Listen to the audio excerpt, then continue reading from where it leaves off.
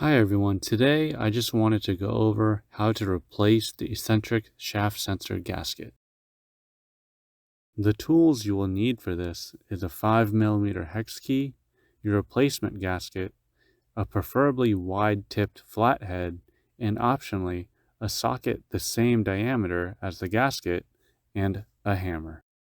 So first, take your 5mm hex key and remove your engine cover screws near each corner of the cover.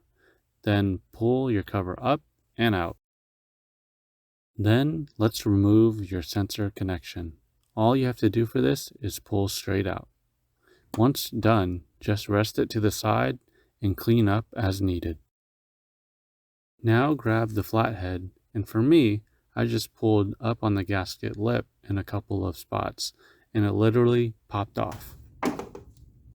Next, grab your new gasket and some fresh oil and rub it along the inner and outer edges of the gasket. And for me, I just used some oil straight out of the engine. Once you've done that, go ahead and push it down as best you can by hand.